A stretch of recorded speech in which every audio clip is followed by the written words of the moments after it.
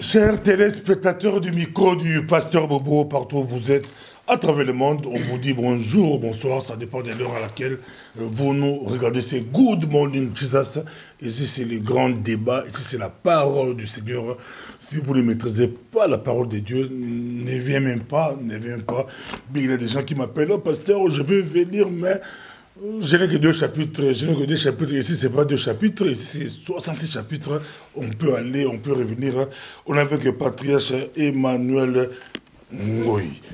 Bonjour, Patrice Emmanuel Ngoï. Oui, bonjour, pasteur Bobo. Comment vous vous portez? Oui, je suis bien portant. Je suis bien portant. Je suis en bonne santé.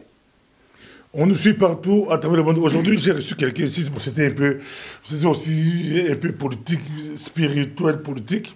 Mais ça fait rigoler pour les gens. C'est une histoire qui est passée. On dit, dans un pays au Cameroun, il y avait un pasteur qui priait pour un enfant. Et l'enfant déclare que c'est moi le démon, c'est moi le démon. On dit, c'est quel démon? L'enfant dit que c'est lui. Le démon du Congo, c'est Félix Tshisekedi. Et le pasteur l'a délivré. Sors! Comment réagissez-vous à ça? Ça fait rigoler les gens, mais ici, on voit un peu comment des coups en dessous de la scène. Tout ça, c'est la politique. Hein? Le pasteur peut manipuler des prophètes pour donner des prophéties contre leurs adversaires. Ça, c'est des politiciens. Mais selon vous, un enfant qui déclare que c'est moi, non, le démon de l'enfant, c'est Félix Tshisekedi. Non, non, c'est le problème de l'éducation. L'impolitesse est condamnable. Tshisekedi, aujourd'hui, il représente la République démocratique du Congo. On doit les respecter d'abord à ce titre. Non, l'histoire se passe pendant la campagne. Il n'était pas posé. Je ne refuse pas. C'est un candidat à la présidence de la République. Même l'âge de Tshisekedi avec cet enfant-là, c'est l'âge de son père. Les démons... Écoute, les démons, c'est l'enfant d'abord lui-même. Et les démons, c'est la personne qui a engendré cet enfant-là. Non, la faute de l'enfant ou du pasteur? J'ai dit ceci. Je réponds très bien. J'ai dit le premier démon, c'est la personne qui avait engendré cet enfant sans pour autant l'éduquer. C'est ça. Moi, je ne vois pas les pasteurs. Si effectivement, c'est le pasteur qui avait fait ces manœuvres-là pour pouvoir insulter quelqu'un, un innocent, c'est-à-dire il n'est plus serviteur de Dieu. C'est comme ça. On ne peut pas jouer avec quelqu'un, manipuler l'enfant, dire qu'il est le démon du Congo, ceci, c'est bon. Le démon du Congo n'est pas au Congo, il doit être au Cameroun. Hein? Peut-être c'est Paul Biya, il a fait l'erreur. Ce n'était pas Tshisekedi. Moi, je vois c'est le problème de ne plus éduquer les enfants. Hein? C'est-à-dire, tout ce que les églises sont en train de faire, je l'ai toujours dit. Je crois peut-être avec le temps, les gens se rendront compte que les prophéties, toutes ces prophéties-là, de prophétiser, des oncles, des ceci, tel sera président, tel sera ceci, cela, ce sont des prophéties diaboliques. La seule prophétie, c'est la parole de Dieu, qui doit nous guider pour avoir le salut. Quand quelqu'un commence à parler de quelqu'un, de sa famille, d'un tel, ça c'est un démon. Ça, ce n'est pas la prophétie de Dieu. L'histoire se passe aux États-Unis d'Amérique. Il y a un pasteur qu'on a arrêté aux États-Unis d'Amérique. Il avait une petite fille, bon, j'ai dit petite fille, bon, 14 ans, 13, 14 ans, qui avait des problèmes. Le pasteur commence à coucher avec la fille. Et puis le pasteur aussi a donné, comme on dit en Ngala, passe à d'autres, ses collègues pasteurs, qui ont commencé à coucher avec la fille jusqu'à l'âge, je crois, l'âge majeur. Et la fille avait porté plainte. On a arrêté le pasteur, le scandale des pasteurs. Ça, c'était aux États-Unis d'Amérique.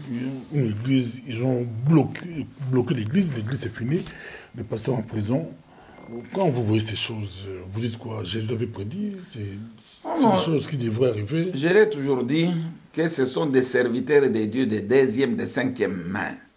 Ce ne sont pas des serviteurs de Dieu. Un serviteur de Dieu, c'est quelqu'un envoyé par Dieu et il doit avoir quelque chose que Dieu lui donne. Ce n'est pas le fait de faire la théologie, de faire un cours biblique, un cours par correspondance, et puis tu te dis que tu es serviteur de Dieu. Non. Alors, la théologie, c'est une science, comme toute autre science.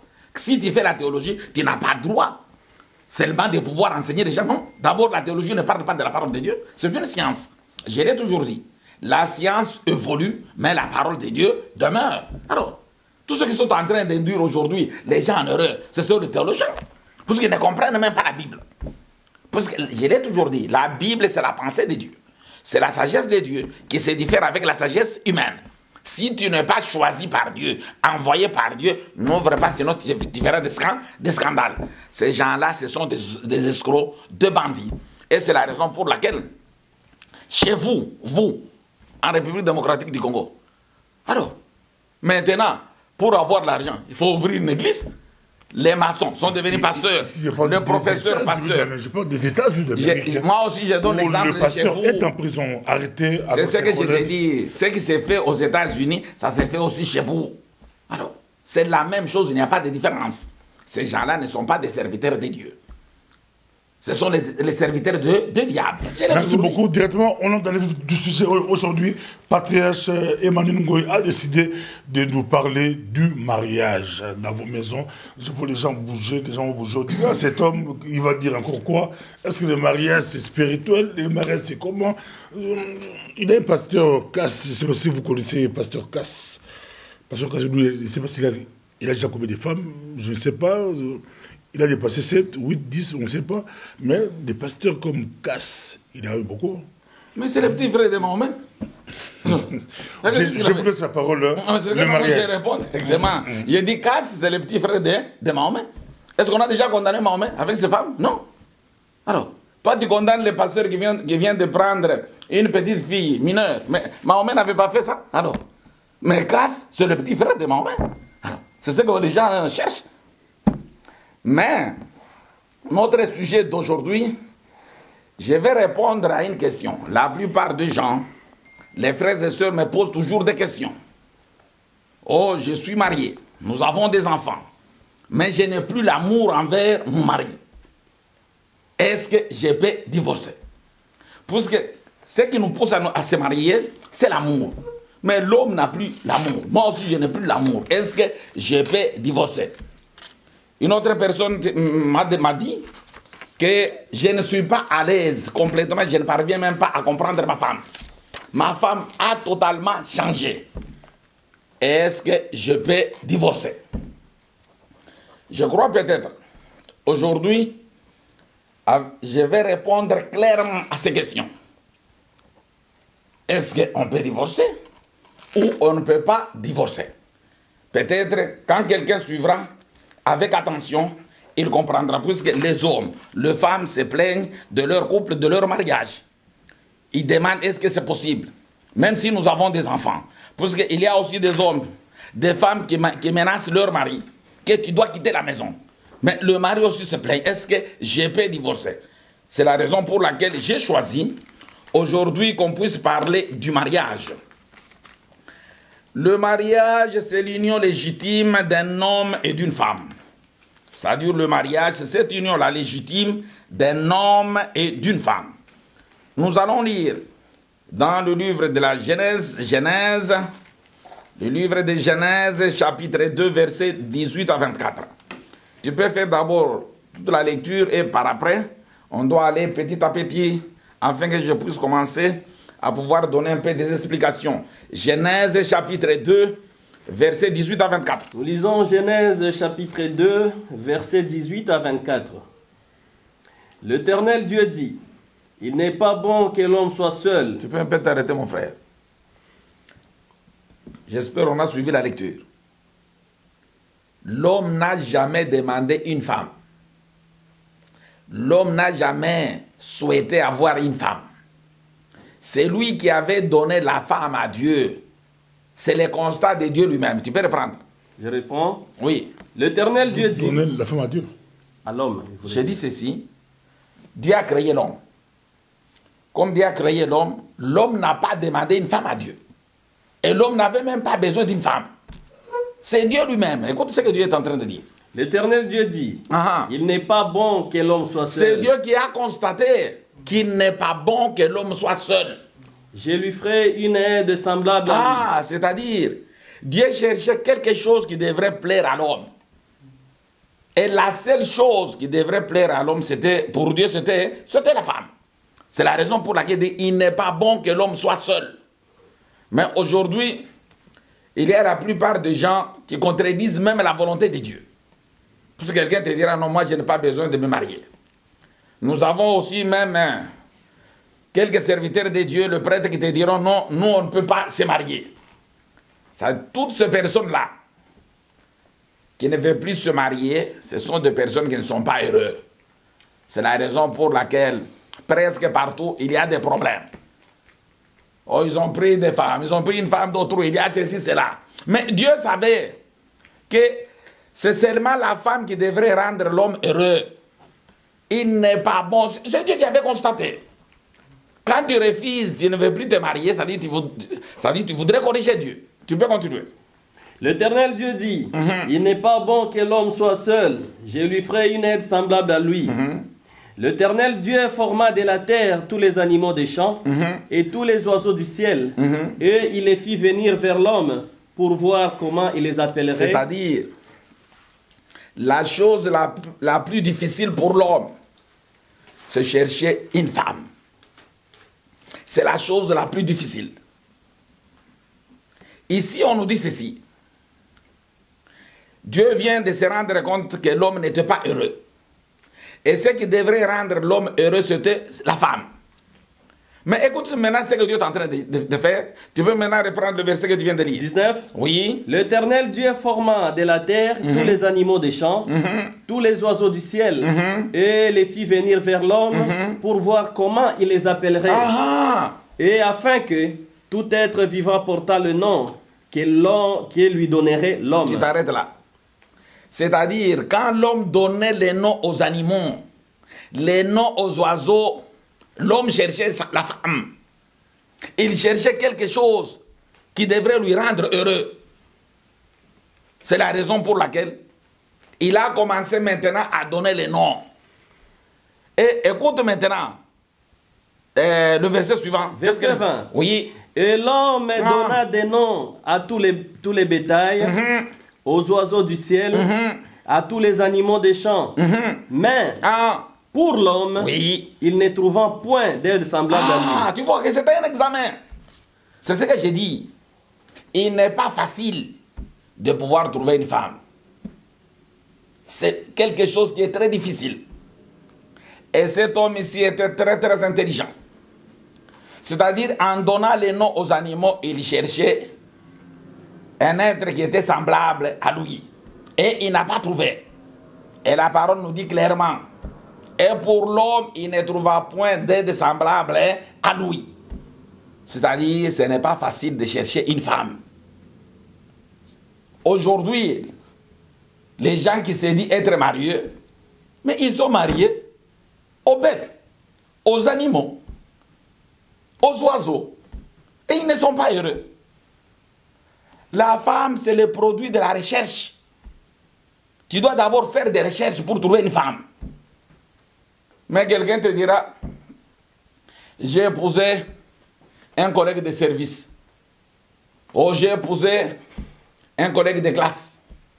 J'ai épousé une sœur dans l'église. C'est la raison pour laquelle vous êtes tous malheureux. On ne peut pas trouver une femme à l'église.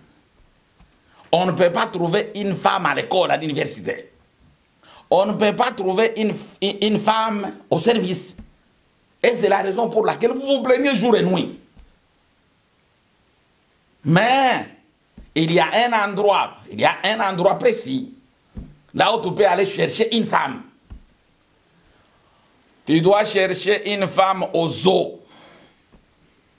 Tu dois chercher une femme au parc, à une ferme. Oui, ça c'est un homme intelligent. Ça, si tu voudrais chercher une femme, il ne faut pas faire ce que les hommes sont en train, parce que les hommes d'aujourd'hui, ils sont tous malades et toqués. Quelqu'un qui est en train d'aller chercher une femme au cinéma. Quelqu'un qui est en train de chercher une femme à la fête. Quelqu'un qui est en train de chercher une femme, ou bien peut-être c'est la famille qui te propose. Non, non. Frère Emmanuel, on est avec vous ici. Je vois, vous montez, vous descendez, tantôt Aigle, tantôt vous êtes Autriche. Nous sommes avec vous, on vous suit on vous suit parce que les gens sont habitués à vous suivre, on vous suit vraiment. Vous dites que l'homme a cherché, il n'a pas vu d'être semblable à lui. Verset 20. Et l'homme donna des noms à tous les bétails, aux oiseaux du ciel, à tous les animaux des champs. Mais pour l'homme, il ne trouva point d'aide semblable à lui. C'est ce que je disais, que un homme intelligent, si tu voudrais chercher une femme, tu dois aller au zoo, dans un parc, dans une ferme. C'est là où tu peux trouver une femme. Puisque c'est le seul moyen de pouvoir trouver une femme. Mais à notre grande surprise, les gens sont en train d'aller chercher des femmes au cinéma, dans une fête, dans un concert. C'est la raison pour laquelle les gens sont malheureux.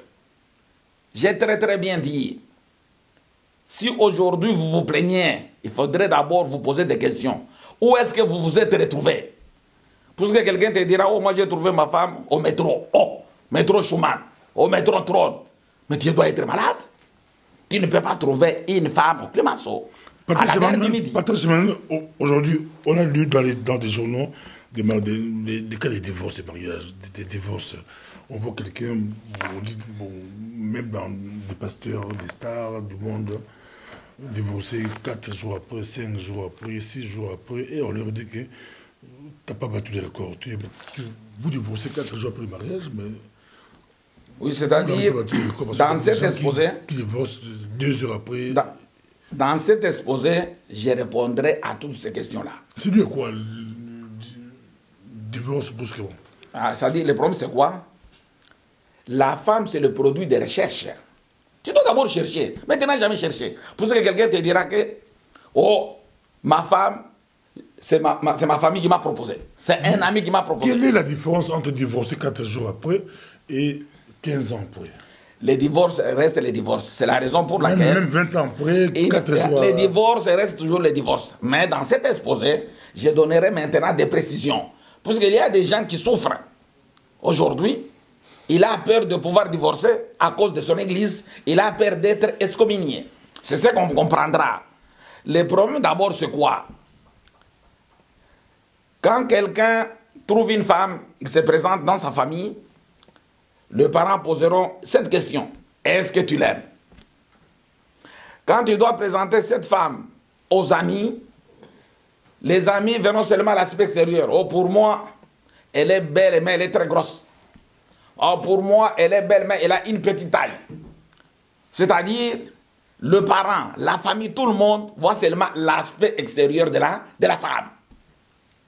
Mais, si vous voyez, chaque personne peut analyser sa vie dans son couple.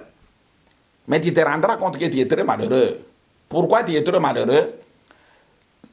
Tu as fait un très mauvais choix. Puisque la personne avec qui vous vivez, ce n'est pas une personne, c'est un animal ou c'est un oiseau. Et quand tu as fait un choix d'un oiseau, mais tu resteras très malheureux. Pour ça, tu peux croire que tu as une femme ou que tu as un époux.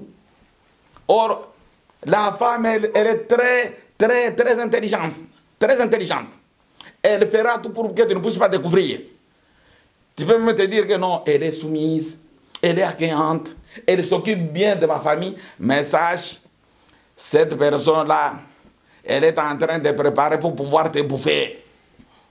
Une autre personne te dira, non, moi je me réjouis avec ma femme, puisqu'elle est extraordinaire dans les rapports sexuels. Oui, mais peut-être ce n'est pas une femme que tu as choisie, mais tu as choisi un serpent. C'est la raison pour laquelle elle te caresse même dans les oreilles, les nez, les tout. Toi, tu crois qu'effectivement tu as une femme, tu n'as pas une femme. C'est-à-dire tu as un animal, tu as une bête. Tous ces gens-là qui souffrent, c'est parce qu'ils ont fait un très mauvais choix. Mais pour trouver une femme, c'est quelque chose d'extraordinaire. Ce n'est pas facile de trouver une femme. Tu peux un peu continuer avec la lecture. Et l'homme donna des noms à tous les bétails, aux oiseaux du ciel, oui, à tous les animaux des champs. Mais pour l'homme, il ne trouva point d'aide semblable à lui. Cet homme était très intelligent. Après ses recherches, parmi les animaux, il n'avait pas trouvé. Parmi les oiseaux, il n'avait pas trouvé. Est-ce que la personne qui t'es mariée, est-ce qu'elle est une personne ou bien un animal? C'est une bête ou un oiseau? Quand il n'y a pas d'attente, il y a toujours des problèmes dans les foyers, tu dois comprendre que tu avais fait un très mauvais choix. Et quand tu te dis que non, je ne parviens pas maintenant à comprendre ma femme, ce n'est pas la faute de ta femme, c'est la faute de ton choix. Tu avais fait un très mauvais choix. C'est-à-dire la personne avec qui vous vivez, ce n'est pas une personne. C'est ce que j'insiste. On ne peut pas trouver une femme à l'église, non. On ne peut jamais trouver une femme à l'église. On ne peut pas trouver une femme à l'université. Un collègue de service, non. C'est la raison pour laquelle vous serez toujours très très malheureux durant toute votre vie. Même les enfants que vous aviez là-bas, attends, tu lui donnes des enfants, si elle avait besoin de 5 ou 6 enfants, il dit, bon, alors, mes enfants sont là, alors, elle fera tout pour pouvoir te chasser et rester avec ses enfants. Ah, c'est la raison pour laquelle, pour chercher une femme, ne croyez pas que c'est une chose facile. Et puis, ce n'est pas la famille qui va te chercher une femme, non. Ce ne sont même pas les amis qui doivent te chercher une femme, non. Tu dois faire des efforts. Tu peux maintenant continuer avec la lecture, mon frère. Verset 21. Oui. Alors l'Éternel Dieu fit tomber un profond sommeil sur l'homme qui s'endormit. Il prit une de ses côtes et referma la chair à sa place.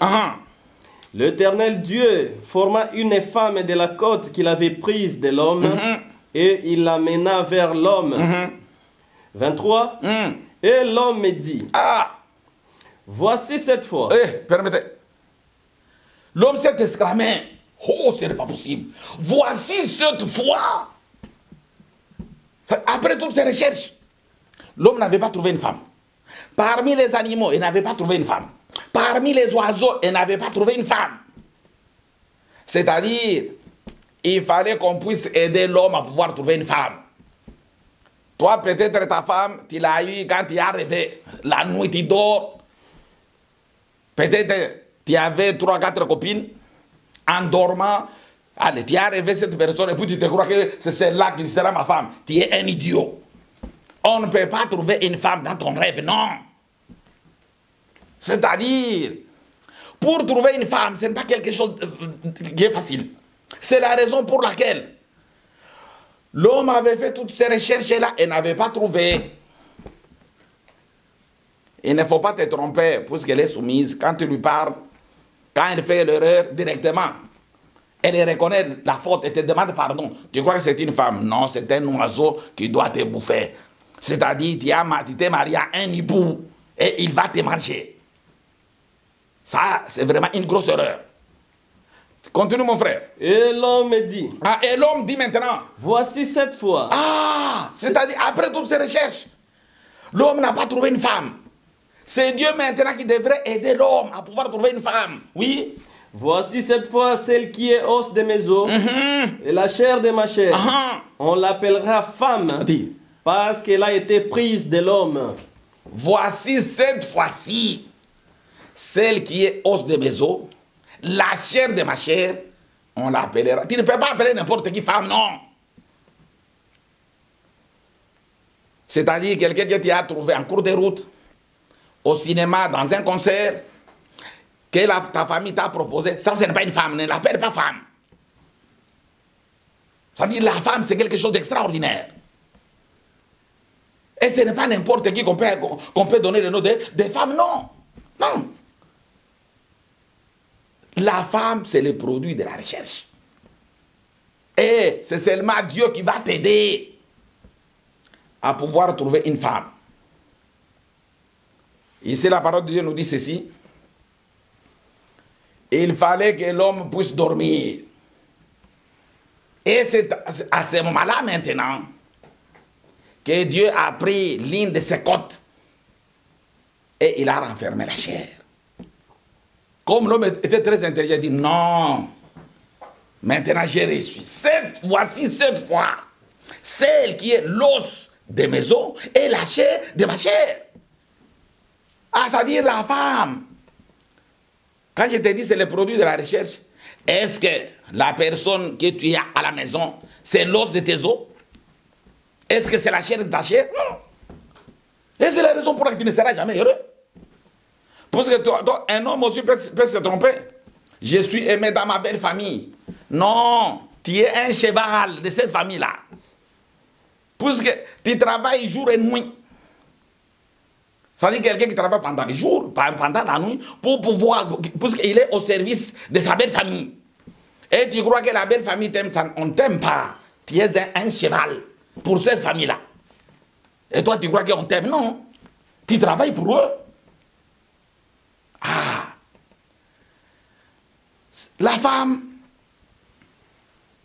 c'est l'os de tes os. Et c'est seulement si tu retrouves cette femme-là, tu seras heureux. C'est-à-dire, c'est lui qui va te rendre heureux. C'est seulement l'os de tes os.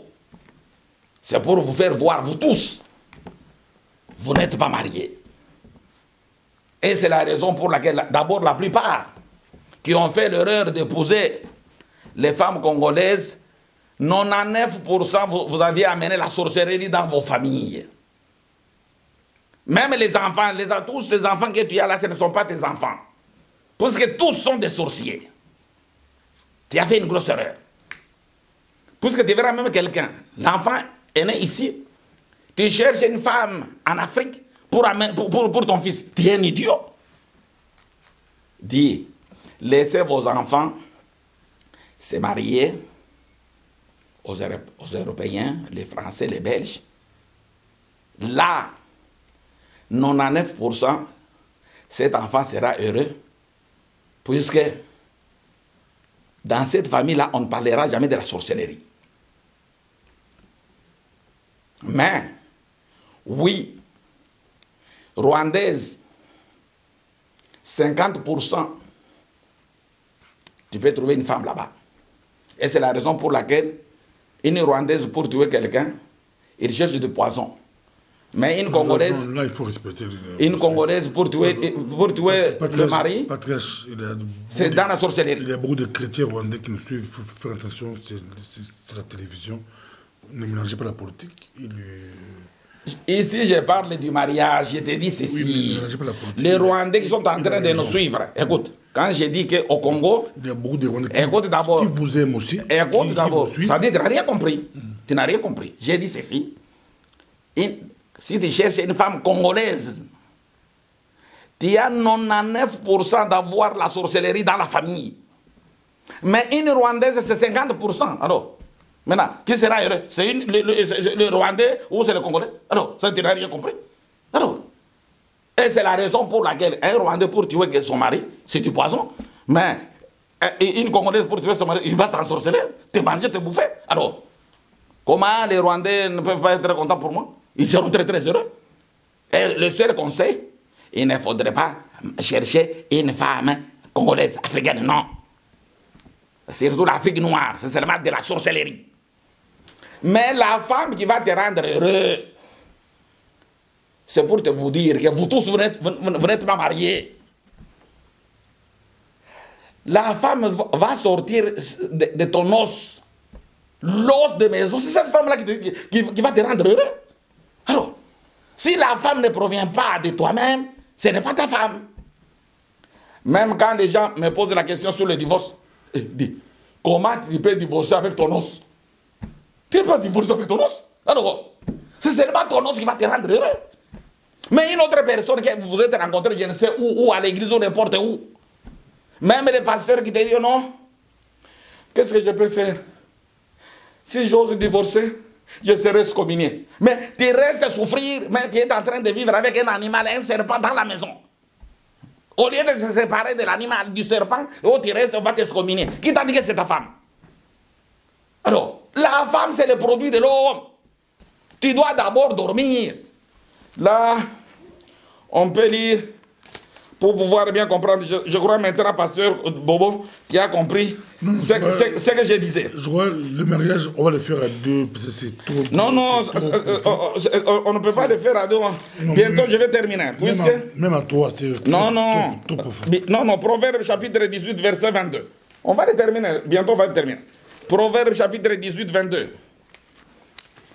22. Oui. Celui qui trouve une femme trouve le bonheur. On dit c'est lui qui trouve. Ça dit une femme, c'est le produit de la recherche. Est-ce que tu étais parti au zoo? Tu as fait ces recherches, tu n'as pas trouvé? Est-ce que tu as trouvé parmi les oiseaux? Est-ce que tu n'as pas trouvé? Parce qu'aujourd'hui, quelqu'un a un oiseau dans la maison, il croit qu'il a une femme. Quelqu'un qui vit avec un animal, il croit qu'il a une femme. Non! Reprends. C'est lui qui trouve une femme trouve le C'est bonheur. lui qui trouve une femme, trouve le bonheur. C'est-à-dire, la femme va t'apporter seulement le bonheur. Mais il faudrait faire attention. Les animaux que vous avez à la maison, toi tu crois qu'ils t'apportent le bonheur, ils ne t'apportent pas le bonheur. Ils te préparent pour pouvoir te bouffer, te tuer, te manger et rester avec ses enfants. Mais c'est lui qui trouve une femme. Dit, la femme qui va se soumettre à l'homme, c'est seulement cette personne qui vient de toi-même, l'os de tes os. Et cette femme va t'apporter maintenant le bonheur. C'est ce que Dieu avait fait. Comme l'homme n'a pas trouvé parmi les animaux, et Dieu lui a dit, il fallait que l'homme puisse dormir. Et Dieu a pris l'os de ses os. Mais l'homme maintenant s'est retrouvé, non, voici cette fois-ci, celle qui est os de mes os et la chair de ma chair. On appelle la femme. Ah, c'est-à-dire, si tu trouves une femme, tu ne peux jamais divorcer. Et c'est la raison pour laquelle la Bible nous dit ceci. L'homme quittera son père et sa mère et s'attachera à sa femme. La femme n'a jamais eu de parents. Alors, mais aujourd'hui, vous pouvez divorcer avec les animaux. Vous vous êtes marié aux animaux et aux bêtes et aux serpents. Là, vous pouvez divorcer. Et pour faire ce divorce-là, tu ne peux pas demander aux serviteurs de Dieu. Vous savez là où vous êtes marié. Alors, allez, vous devez aller voir l'officier de l'état civil. Alors, dans les codes civils, là, on a tout planifié concernant vos mariages, concernant votre séparation. Alors, mais, ici, c'est impossible. Puisque la femme que tu as, c'est l'os de tes os. Alors, tu ne peux pas te séparer de l'os de tes os. C'est impossible. La femme, c'est une grâce qui vient de Dieu. La femme que tu as à la maison ne vient pas de Dieu. On dit que celui qui trouve une femme trouve le bonheur. C'est une grâce qu'il obtient de Dieu. C'est-à-dire, la femme, c'est la grâce. C'est la grâce qui vient de Dieu. Mais la personne que tu as à la maison, ce n'est pas une femme. Je vous dis carrément, c'est un animal. Si ce n'est pas un animal, c'est un oiseau. Tu continues maintenant avec les livres de Genèse. Verset 23. Oui.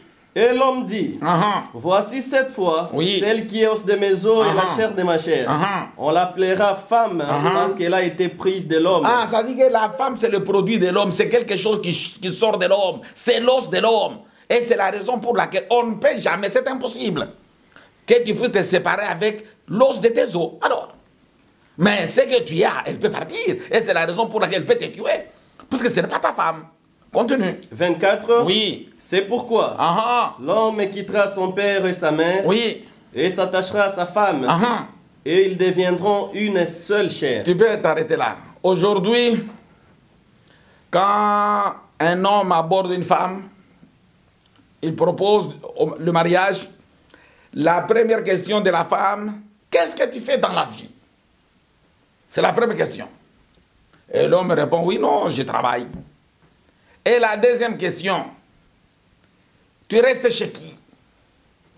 Et l'homme répond, oh, je suis chez mes parents. La réaction, la réponse de la femme sera directe. Oh là là là, tu es irresponsable. Oh. Même si la femme prend cette nouvelle, elle va voir ses parents, non, j'ai trouvé quelqu'un qui m'a proposé un mariage, bon, c'est quelqu'un qui travaille, mais il habite chez ses parents. Mais ça sera la même réaction des parents. Et attention, notre fille, il est irresponsable, immature. Oh. Mais le monde est ensorcelé. Quand l'homme voudrait faire la volonté de Dieu, pour le monde, il est immature, il n'est pas responsable. Non! La parole de Dieu nous dit très très très bien. Tu peux reprendre le verset 24. Verset 24.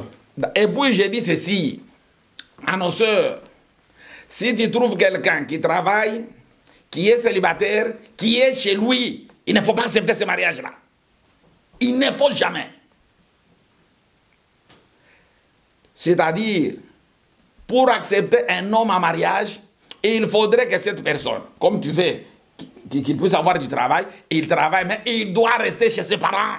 C'est ça la volonté de Dieu. Reprends. C'est pourquoi C'est pourquoi l'homme quittera son père et sa mère et s'attachera à sa femme. Ah, c'est-à-dire, l'homme ne peut pas abandonner ses parents. Aussi longtemps, cette personne n'a pas trouvé l'os de ses os. Aussi longtemps, cette personne n'a pas trouvé une personne qui va les rendre heureux dans la vie. Alors, c'est la raison pour laquelle l'homme doit rester chez ses parents. Tous ces enfants ici, le jeune que vous voyez, qui travaille, médecin, juriste, qui que ce soit, qui est chez lui, n'accepte jamais ce mariage-là. Sinon, tu seras malheureuse. C'est-à-dire, ce qui doit pousser l'homme à se séparer de ses parents, c'est quand l'homme trouve la femme. Puisque c'est la femme qui rendra l'homme heureux. Mais toi, tu ne peux pas te séparer. Bon, quand tu te sépares de tes parents, tu es chez toi, qu'est-ce qui te rend heureux? Ça dit, c'est un sorcier. Ça dit, selon la volonté de Dieu. L'homme doit se séparer de ses parents, c'est seulement au moment qu'il trouvera l'os de ses os et la chair de sa chair. 1 Samuel chapitre 16, verset 7 nous dit ceci. Et l'Éternel dit à Samuel, ne prends point garde à son apparence et à la hauteur de sa taille, car je l'ai rejeté. L'Éternel ne considère pas ce que l'homme considère. L'homme regarde à ce qui frappe les yeux, mais l'Éternel regarde au cœur. Au juste, la femme que nous parlons ici, c'est quoi? Le mariage que nous parlons ici, c'est quoi? Puisque l'Éternel ne considère pas ce que l'homme considère. Qui est la femme selon la volonté de Dieu? Proverbe chapitre 7, verset 4. Proverbe chapitre 7, verset 4. Proverbe chapitre 7, verset 4. Oui. 4. Oui. Dis à la sagesse, tu es ma soeur. Et appelle l'intelligence ton ami. Dis à la sagesse, tu es ma soeur. Et appelle l'intelligence ton ami. C'est-à-dire la femme, c'est la sagesse. La femme, c'est la sagesse de Dieu. C'est la sagesse de Dieu qui te rendra heureux. C'est la sagesse de Dieu qui va te protéger. C'est ça la femme. Tu ne peux jamais te séparer de la sagesse de Dieu. Proverbe chapitre 2, verset 6. Proverbe chapitre 2, verset 6. Chapitre 2, verset 6. Verset 6, oui. Car l'Éternel donne la sagesse. De sa bouche sortent la connaissance et l'intelligence. C'est lui qui donne la femme à l'homme, c'est Dieu seul. Car l'Éternel donne la sagesse. La sagesse, c'est ça la grâce de Dieu.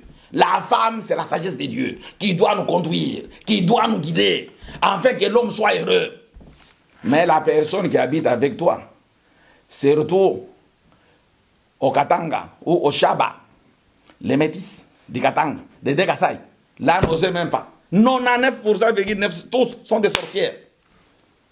Et ils vont te bouffer. N'osez jamais, n'osez jamais. Tous. Katanga, des Degasai. Toi, tu vois seulement la peau là-bas, oh, et les métis, ceci, cela. Tu vas les regretter. Écoute, vos frères qui ont perdu, vos parents qui ont perdu vos amis, on les a bouffés. C'est-à-dire la femme qu'on parle, qui va te rendre heureux, qui va te soumettre, qui restera avec toi, c'est seulement la sagesse de l'homme. C'est ça la femme que Dieu parle. C'est la raison pour laquelle, si vous lisez Ephésiens chapitre 5, verset 31-32, Ephésiens 5, 31-32. Ephésiens chapitre 5, verset oui. 31. 31-32, oui. 31-32. Oui. C'est pourquoi l'homme quittera son père et sa mère. C'est pourquoi l'homme quittera son père et sa mère. Et s'attachera à sa femme. Et les deux deviendront une seule chair. Et les deux deviendront une seule chair. Ce mystère est grand. D'abord, on nous dit très bien. C'est un mystère. Le fait que l'homme puisse quitter ses parents pour s'attacher à sa femme, c'est un mystère. Or, ce que vous faites, est-ce que c'est un mystère? Non. D'ailleurs, quand vous vous êtes mariés, vous aviez quitté vos parents, ta femme aussi a quitté ses parents. Or que dans la parole de Dieu, selon Dieu, la femme que Dieu nous parle n'a jamais eu de parents. C'est-à-dire le parent de la femme, c'est l'homme lui-même. Puisque la femme, c'est l'os de tes os. Et c'est la raison pour laquelle tu ne peux pas te séparer de ta femme. C'est-à-dire pour avoir la femme, il fallait d'abord dormir. Quand est-ce que l'homme dort? Je dors, c'est quand je suis en train d'enseigner. c'est quand je suis en train de transmettre la parole de Dieu. Quand j'enseigne, je ne sais pas, parmi les disciples, qui me suit, qui mettra cette parole en pratique. Je sais que j'ai dehors. Il fallait maintenant, après l'enseignement, quand moi je dors, Dieu est en train de former la femme. C'est-à-dire, à travers cet enseignement, Dieu commence maintenant à former la femme dans les disciples. Quand moi je vais maintenant me réveiller, en voyant maintenant les disciples se mettre debout, ils commencent à parler comme moi.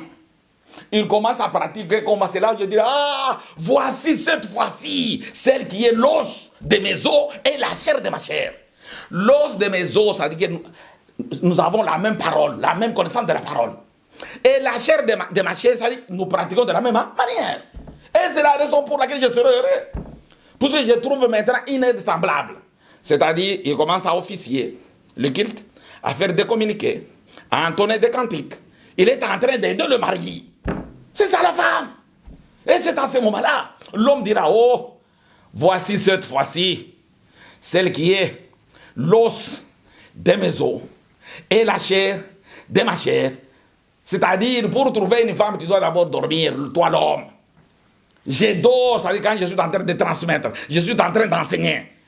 Parmi les disciples, je ne saurais jamais qui a compris, qui mettra en pratique. Merci Patrice. Emmanuel, on peut terminer ici. Merci. Je ne sais pas s'il y a une question, deux questions. Tu peux répondre rapidement, on peut terminer ici. Il y a deux, trois questions ici. Non, une question, c'est bon quand même. Non, c'est des questions qu'on m'a appelées par les gens qui suivent, et moi j'ai écrit. Bon, voici les questions. Donc je peux dire ces deux questions, puisque la première question est celle-ci.